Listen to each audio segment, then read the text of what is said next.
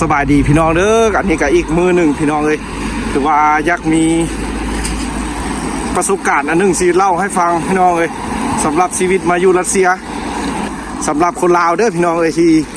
มาห้ามมาเฮียนหรือว่ามาเวียกมาการอยู่ทางนี้พี่น้องเลยรัสเซียอันนี้ก็ถือว่าเป็นอีกบรรยากาศหนึ่งที่แบบมันสดชื่นพี่น้องเลยถ้าเขามาอยู่รัสเซียก็สิได้เห็นแบบนี้พี่น้องเลยสำหรับบรรยากาศหรือว่าชีวิตอยู่บ้านเพิ่นถือว่าในช่วงนี้ก็เป็นฤดูที่คนรัสเซียข้าเจ้ารอคอยพี่น้องเลยถือว่าอากาศท้องฟ้าดีนี่ก็เป็นวิธีเอาเลิกเฮียนมาแล้วก็สิย่างกลับบ้านแล้วก็สิทายให้เบิ่งพี่น้องแล้วก็สิเล่าให้ฟังว่าชีวิตมาอยู่พี่6 ปีเป็นจังไดพี่น้องเลยก็ถือว่าเป็นจังซี่แหละแล้วดูหนาวก็หนาวสมควรพี่น้องเลยหนาวจนลบฮอต30แล้วดูอากาศดีก็กำเป็นแบบนี้พี่น้องเลยที่บ้านเฮานี่ฮ้อนแต่บ้านเพิ่นเป็นอันนี้บ่แม่นฝนตกได้พี่น้องเลยอากาศเป็นแบบนี้ตอนนี้สิเข้าห้างซื้อข้าวพี่น้องเลยคนไทยบ่ซื้อหรอวะอันนี้เฮาสิซื้อเอาเข้าพี่น้องเริ่มเฮียนแล้วก็สิเล่าสู่พี่น้องฟังผู้ใดคือว่ารุ่นน้องกำลังสิมาเฮียนหรือว่าหมายจังไหนพี่น้องเลยอันนี้ก็ถือว่าอีกชีวิตหนึ่งอยู่รัสเซียพี่น้องเลยถ้ามาก็จะสิแหละถ้าเขามาอยู่ดนมาเฮียนหลายปีหรือว่ามาอยู่หลายปีก็สิได้มียามแรงออกมาย่างลิ้นซื้อเครื่องซื้อของแต่ถ้าเขามาปีแรกหรือว่า2-3 ปีนี่เขาเจ้าจะยังบ่ให้ออกมาได้พี่น้องคือว่าส่วนใหญ่จะได้อยู่แต่ในโรงเรียนเพราะว่าเขายังบ่ได้ภาษาหรือว่ายังบ่ลึงเคยกับบ้านของเพิ่นพี่น้องเลยเพิ่นก็ยังบ่อยากคอยให้ออกมาอันนี้ก็ถือว่าเฮาสิเล่าสู่ฟังประสบการณ์ตอนนี้เฮาสิซื้อเอาเข้าก่อนพี่น้องกลับมาเรื่องที่สินค้านี่มาบ้านเพิ่นกันราคาเข้าเด้ออยู่บ้านเฮาสิโลเท่าใดแล้วก็บ่ฮู้อันนี้มัน800 กะลามพี่น้องยังบ่ฮอดกิโลเด้อพี่น้องเอ้ยคือว่าราคา24รูเบิล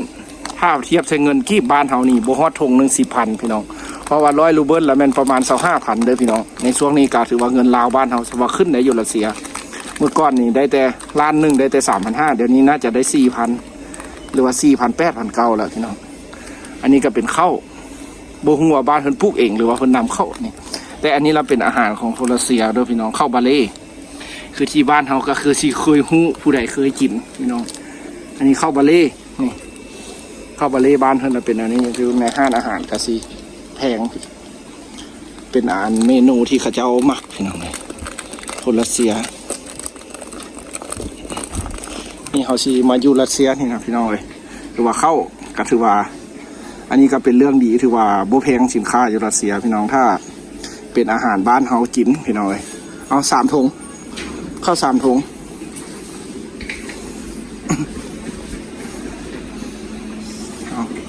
อันนี้ก็ถือว่าเป็นข้าวเด้อพี่น้องข้าว3 ถุงถือว่าประมาณ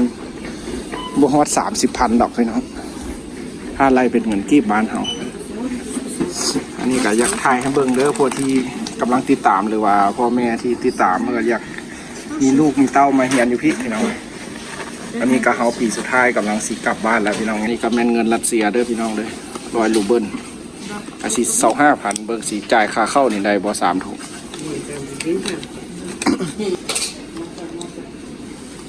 เข้าอาหารบ้านเพิ่นพี่น้อง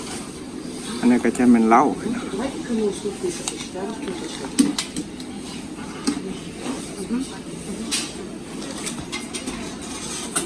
เสีย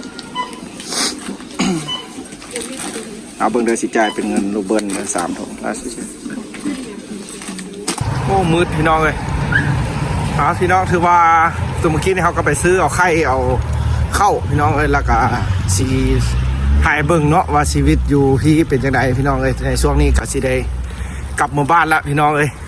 แต่ถ้าน้องๆที่กำลังแล่นทึนมาเฮียนรัสเซียพี่น้องเลยก็ถือว่ามาพี่น้องเลยถือว่าในช่วงนี้ถ้าผู้ใดติดตามเนาะถือว่าจะเห็นคลิปของเราพี่น้องเลยในอากาศที่ดีๆในช่วงนี้แต่บางมื้อก็หิมะตกขึ้นกันได้พี่น้อง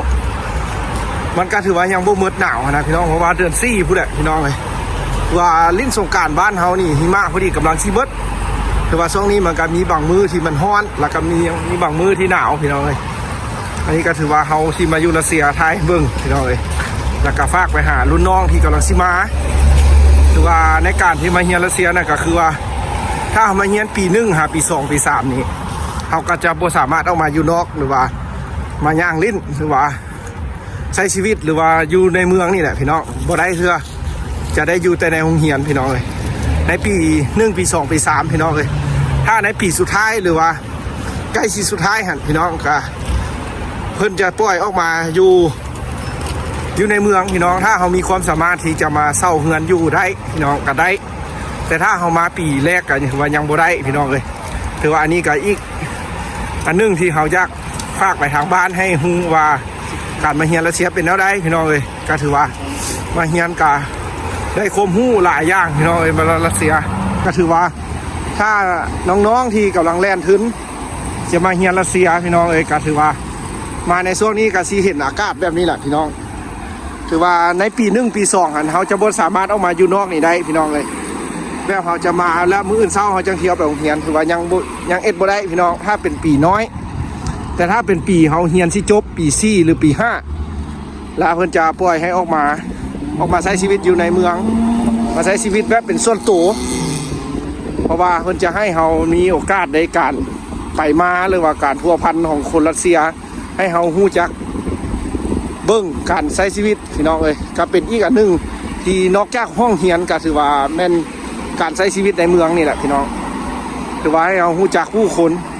แต่ถือว่าถ้าเรามาเรียนปีทับอิฐปี0นี่เพิ่นจะบ่ให้ออกมาเด็ดขาดพี่น้องเอ้ยจะอยู่แต่ในโรงเรียนแล้วก็เรียนแล้วก็กินข้าวในโรงเรียนพี่น้องเอ้ยแล้วอยู่โรงเรียนน่ะก็มีอาหารการกินแล้วมีหอพักเช้าฟรีแล้วก็ข้าวกิน3คาบพี่น้องเอ้ยถ้าเขามาเฮียนพี่น้องเอ้ยคนลาวกับบต้องแบบว่า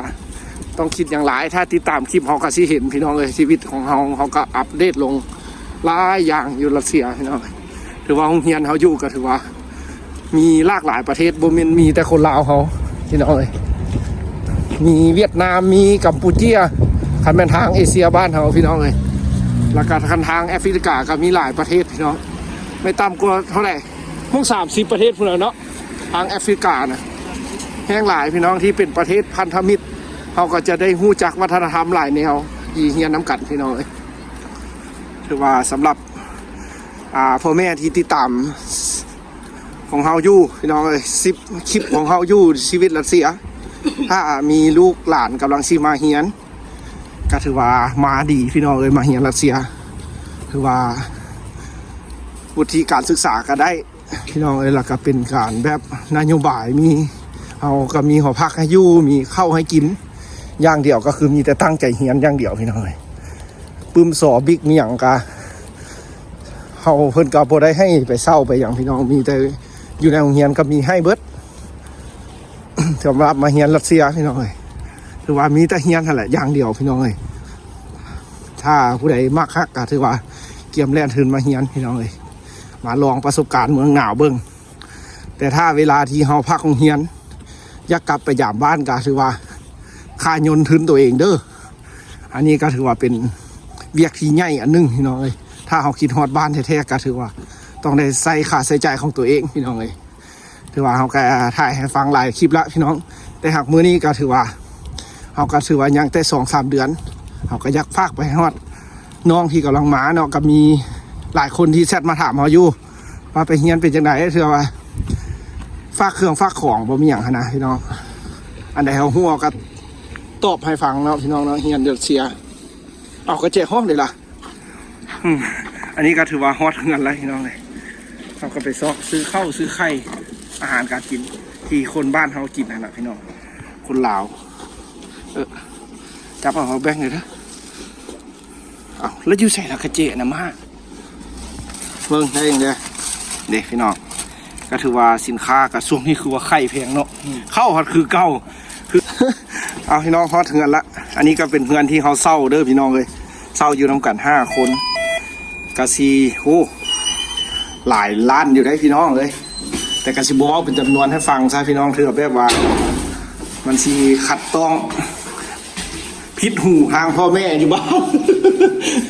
ที่เขาว่าขอเงินเพิ่นมาจ่ายค่าห้องนะพี่น้องเลยยานแบบอีพ่ออีแม่คนที่ฟังโบร้อนพี่น้องเลยนี่ก็ถือว่าเงินที่เขาเศร้า กับบัวได้ว่าขี้ไล่เลยพี่น้องมันก็คักอยู่แต่ก็ค่าเช่าแพงเด้อพี่น้องเลยเอาฮอดเงินละแต่งกินก่อนบ้านนี้เจอกันใหม่มื้อหน้า